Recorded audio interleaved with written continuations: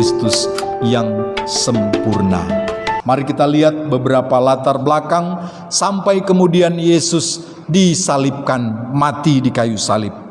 Yang pertama, sebelum Yesus disalibkan, dia harus menjalani pengadilan. Ya, pengadilan itu dari kata adil. Ada standarnya sehingga sesuatu dinyatakan adil. 3 kali Yesus diadili di dalam pengadilan Yahudi. Jadi pengadilan Yahudi itu adalah mahkamah agama. Dia diadili oleh pengadilan Yahudi. Pertama di hadapan Hanas, mertua imam besar Kayafas. Kemudian di hadapan imam besar Kayafas, yang kemudian di hadapan mahkamah agama. Jadi Yesus diadili secara agama. Dan kesimpulan di dalam pengadilan yang mereka lakukan, Yesus tidak berbuat salah. Ya, Yesus tidak berbuat salah di dalam pengadilan agama. Tetapi mereka tetap mau supaya Yesus dihukum. Jadi kita kalau diadili dan kemudian ternyata pengadilan itu mengambil keputusan yang bagi kita tidak adil, apa yang akan kita lakukan? Protes atau terima? Kita pasti akan naik banding, gitu ya, ke Mahkamah Konstitusi. Kita nggak setuju dengan keputusan yang ada. Yang kedua, tapi Yesus tidak melakukan hal itu. Setelah Yesus didapati tidak bersalah, diadili di dalam pengadilan Yahudi, agama Yahudi, dia kemudian diadili secara peraturan Romawi. Jadi ini atas usul saran dari orang-orang Yahudi, dibawalah dia ke pengadilan Romawi. Kenapa? Karena di dalam konteks orang Yahudi, mereka itu di bawah pemerintahan Romawi. Jadi mereka tidak bisa kemudian mengambil keputusan memutuskan supaya dihukum mati seseorang tanpa persetujuan dari pengadilan Romawi. Jadi tadi mereka sudah gagal mendapatkan keputusan supaya Yesus disalahkan, supaya dia dihukum mati, sehingga mereka berusaha mengalihkan, memakai tangan pengadilan Romawi supaya Yesus dihukum mati. Lihat ya bagian itu, usaha mereka supaya Yesus tetap disalibkan. Nah, di dalam pengadilan Romawi ada 3 kali juga. Pertama, Yesus dihadapkan ke Pontius Pilatus, ya, diadili dengan tuduh melakukan pelanggaran politik karena mereka katakan sebagai raja. Dan memang benar Yesus raja Yahudi, tetapi kerajaannya bukan dari dunia ini. Yang kedua, di hadapan Pilatus, yang kedua di hadapan Herodes. Jadi setelah Pilatus tidak mendapatkan kesalahan, dia kemudian mengirim kepada Herodes Antipas. Di hadapan Herodes sekalipun Yesus tidak didapati melakukan kesalahan. Setelah itu Yesus dilempar lagi, dikembalikan lagi kepada siapa? Pilatus. Jadi dia diadili, tetapi kemudian dia tidak didapati bersalah. Tapi ajaibnya keputusannya adalah apa? Tetap dihukum mati. Jadi sekali lagi Bapak Saudara, kita kalau di dalam pengadilan yang kita harapkan mendapatkan keadilan, ternyata ketidakadilan yang kita dapati, apa yang akan kita lakukan? Ibu Lina? Tetap protes. Kita tetap akan meminta keadilan. Tetapi Yesus tidak melakukan hal itu. Digenapilah firman Tuhan. Dia seperti domba yang dibawa ke tempat pembantaian. Dia berdiam, tidak membela diri. Yesus bisa melakukan pembelaan diri? Oh bisa.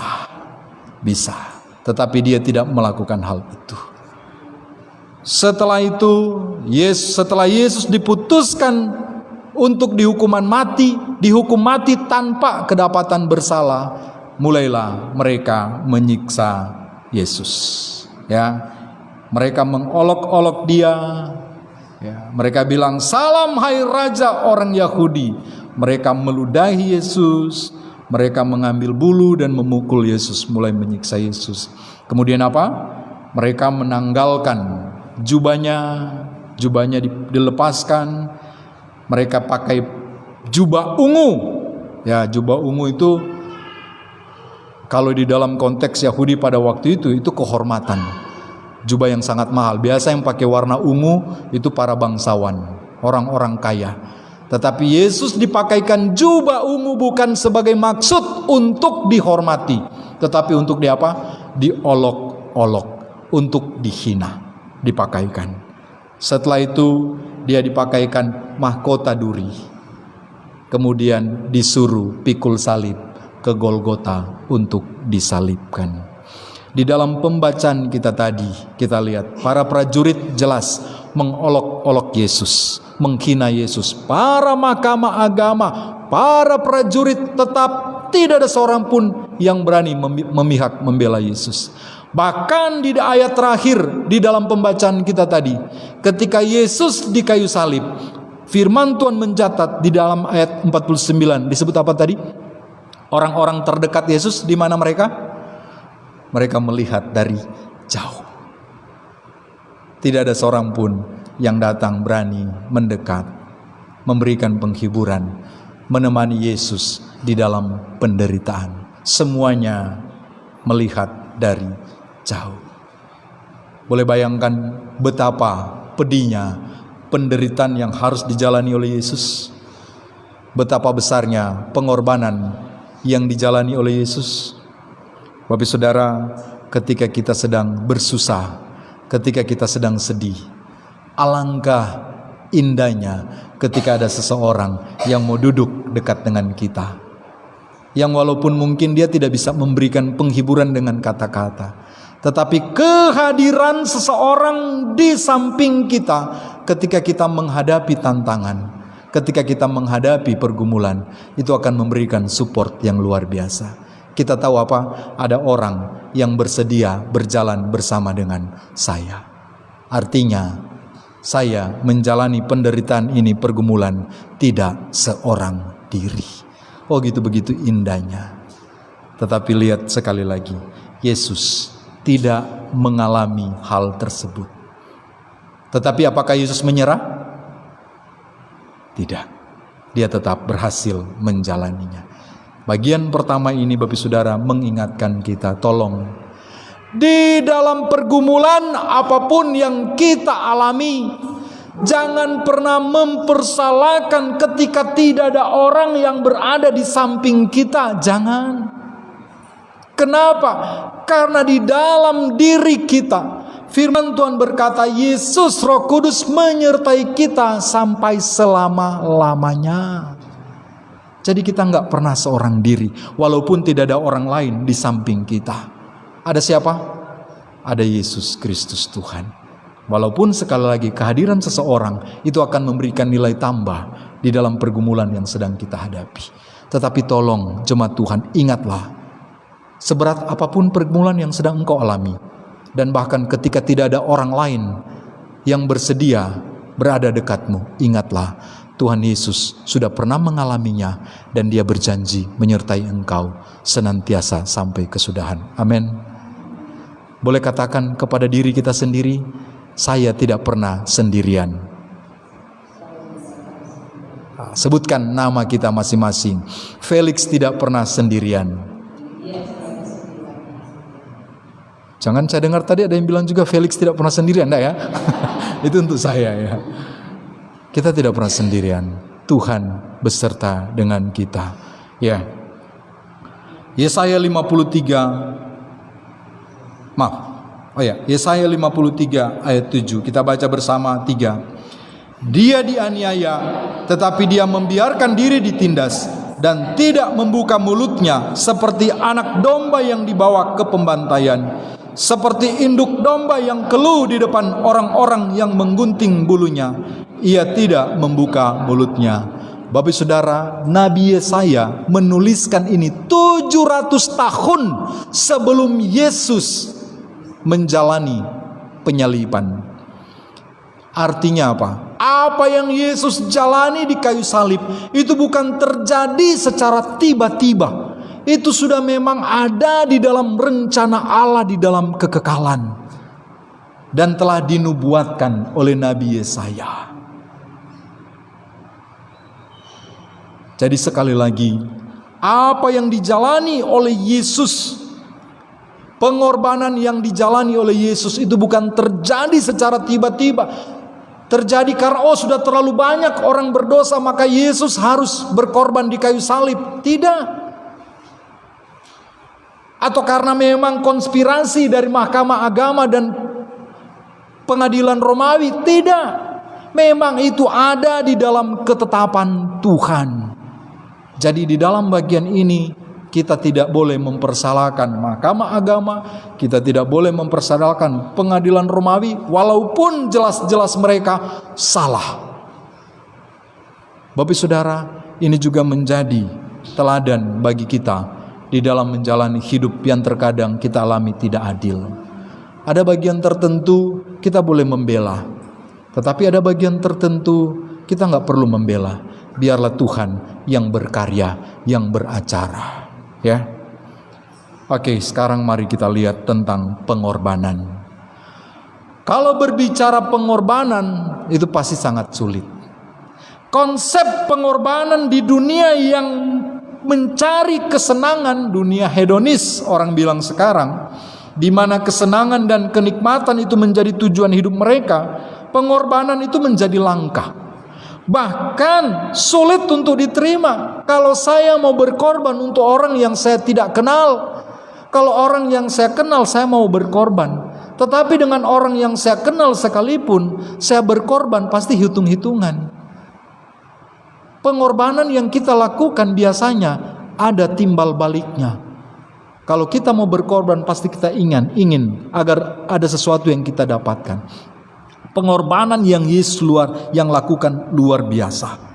Dunia sekarang ketika berbicara pengorbanan, mereka berkata pengorbanan itu merupakan satu kebodohan.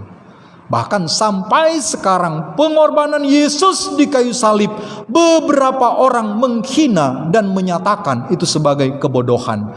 Masa Tuhan kok mati di kayu salib? Betul?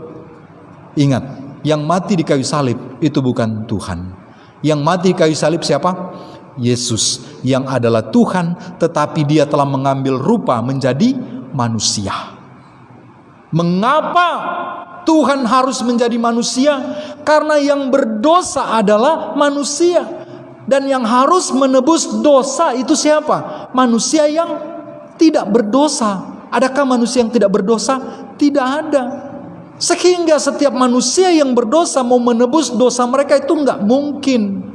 Makanya Allah menjadi manusia di dalam Yesus. Dan Yesus firman Tuhan mencatat menjalani kehidupan di dunia tanpa cacat celah, tanpa dosa.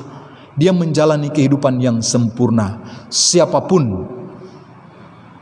boleh menjadi saksi Yesus sebagai manusia tidak bercacat celah dalam kehidupannya. Makanya dia mati di kayu salib dan dia pantas layak untuk apa? Menebus dosa manusia. Kenapa? Karena dia tidak berdosa. Makanya firman Tuhan mengatakan segala salah kita, dosa kita ditimpakan kepada Yesus Kristus. Dia yang tidak mengenal dosa menjadi berdosa karena kita, supaya di dalam dia kita dibenarkan oleh Allah. 1 Korintus 1 ayat 18. Mari kita baca bersama 3. Sebab memang adalah kebodohan bagi mereka yang akan binasa, tetapi bagi kita yang diselamatkan, pemberitaan itu adalah kekuatan Allah. Jadi Bapak Saudara, bagi mereka yang bilang kematian Yesus, pengorbanan Kristus itu kebodohan, berarti mereka menggenapi bagian ini. Mereka adalah orang-orang yang sedang menjalani apa? Kehidupan menuju kepada kebinasaan. Ya. Yang sesungguhnya, kenapa Yesus Kristus disalibkan? Kita baca lagi Yesaya 53 ayat 4. 3. Tetapi sesungguhnya penyakit kitalah yang ditanggungnya dan kesengsaraan kita yang dipikulnya, padahal kita mengira dia kena tulah, dipikul dan dipukul dan ditindas Allah. Jadi aneh ya, ini manusia mengatakan Yesus mati di kayu salib itu kebodohan. Aduh kasihan. Baru kemudian mereka bilang apa? Dia dipukul, dia dihina. Oh, karena berarti dia apa? Kena tula. Itu karena dia bersalah, berdosa. Padahal udah jelas-jelas Yesus tidak melakukan salah dan dosa. Itu sangat ironis sekali. Kita manusia, orang-orang kemudian mengolok-olok kematian Kristus. Padahal karena kitalah sehingga Yesus disalibkan. Karena kitalah Yesus mau mati di kayu salib. Pengorbanan yang dia lakukan untuk keselamatan kita. Bagian yang terakhir, kita baca bersama 3. Yesus Kristus memberikan pengorbanan yang sempurna. Agar apa? Manusia berdosa mendapatkan pengampunan yang sempurna. Amin. Ingatlah Bapak Saudara, Yesus sudah mati di kayu salib. Pengorbanan yang dia lakukan itu sempurna. Supaya apa? Kita mendapati pengampunan yang sempurna. Apa maksud pengampunan yang sempurna? Pengampunan yang sempurna mengingatkan kita, Yesaya 1:18, walaupun dosa kita merah bagaikan kirmisi, menjadi apa? Putih bagaikan salju. Merah bagaikan kesumba, menjadi putih bagaikan bulu domba. Tidak ada belang-belang. Jadi kalau Yesus sudah mengampuni dosa-dosa kita, Yesus sudah menyediakan tempat di dalam kekekalan, apakah kita masih hidup sebagai orang berdosa? Halo? Kalau Yesus sudah dengan sempurna mengampuni kita, apakah kita masih hidup sebagai orang berdosa? Halo? Masih enggak? Masih? Sudah enggak ya? Pertanyaan sederhana. Kalau Tuhan Yesus sudah mengampuni dosa kita, apakah Pak Ronald masih berdosa? Sudah enggak ya? Wah, hebat ya. Pak. Kalau Tuhan Yesus sudah mengampuni dosa, apakah bapak-bapak dulu ya? Pak Henry masih berdosa? Masih. Adri gimana? Kalau Tuhan Yesus sudah mengampuni dosa kita dengan sempurna, apakah Adri masih berdosa? Sudah enggak? Wah, luar biasa tuh Pak Henry ya, dengar ya. Adri bilang enggak. Oke. Bapak Saudara, apa? Dosa kecil. Kalau ada dosa kecil lagi yang belum dihapuskan, berarti pengampunannya sempurna atau enggak? Enggak sempurna. Jadi ingat Bapak Saudara, benar kita masih hidup di dalam kehidupan manusia dengan tabiat dosa kita. Tetapi ketika kita ada di dalam Kristus, maka pengampunan pengorbanan Kristus yang sempurna itu ada dalam hidup kita.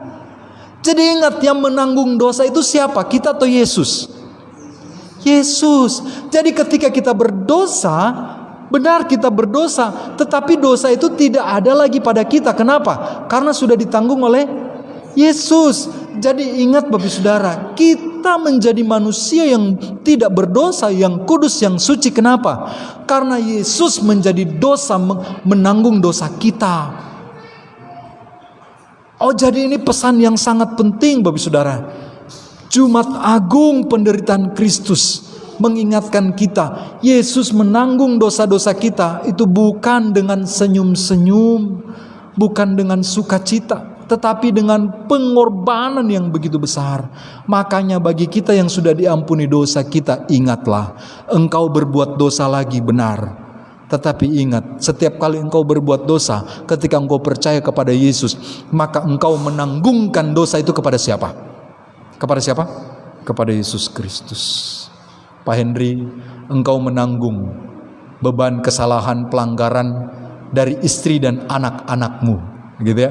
Pokoknya setiap kali istri anak-anak melanggung kesalahan beban, engkau yang harus dihukum, bersedia untuk dipukul, gitu ya. Sebagai ayah suami yang baik, betul ya.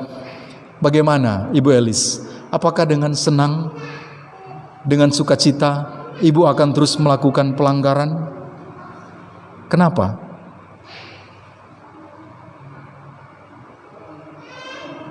Ya, karena ibu mencintai Pak Henry. Ya kan, betul ya? Karena anak-anak mencintai bapaknya. Kita hanya akan terus dan terus melakukan kesalahan dosa kalau kita tidak mencintai Tuhan kita yang telah mati untuk kita. Nah, Bapak Saudara, kiranya di Jumat Agung ini kita boleh diingatkan kembali, Yesus sudah mati untuk kita, sudah berkorban untuk kita. Untuk itu, marilah kita hidup dengan sepenuh hati untuk Tuhan. Setiap kali kita berbuat dosa, ingatlah, Yesus sudah mati untuk dosa kita. Dia yang menanggung dosa-dosa kita.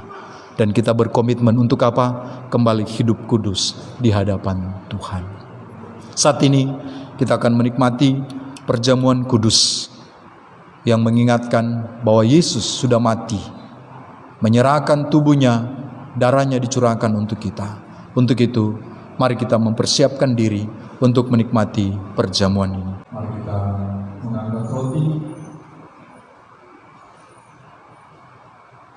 Tuhan Yesus berkata, inilah tubuhku yang diserahkan bagi kamu. Perbuatlah ini menjadi peringatan akan aku. Mari kita makan.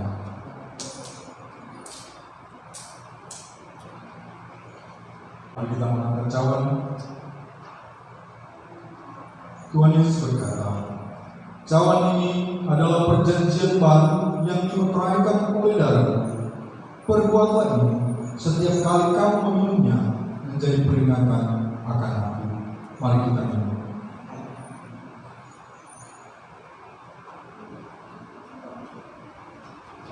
Bapa kami di surga, diberkatilah namamu, datanglah kerajaan-Mu, jadilah kehendakmu di bumi seperti di surga. Berikanlah kami pada hari ini makanan kami yang secukupnya, dan ampunilah kami kesalahan kami, seperti kami juga mengampuni orang yang bersalah kepada kami. Jangan bawa kami ke pencobaan, tapi lepaskanlah kami dari yang jahat. Karena Bapa dan Kerajaan dan kuasa dan kemuliaan sampai selama-lamanya. Amin. Karena kita keselamatan diri, kita pagi.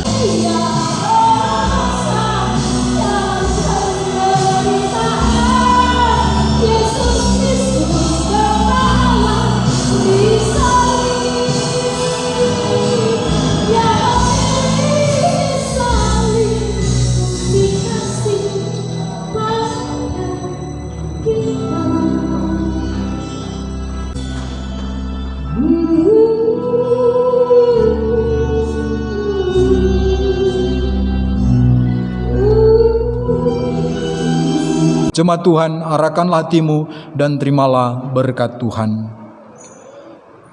Tuhan memberkati dan melindungimu. Tuhan menghadapkan wajahnya kepadamu dan memberimu kasih karunia. Tuhan menyinarimu dengan wajahnya dan memberimu damai sejahtera.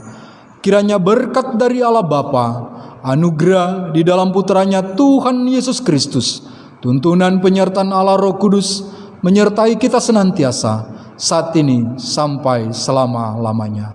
Amin. Ibadah kita telah selesai. Saya ucapkan selamat merayakan hari kematian Tuhan Yesus kita. Shalom.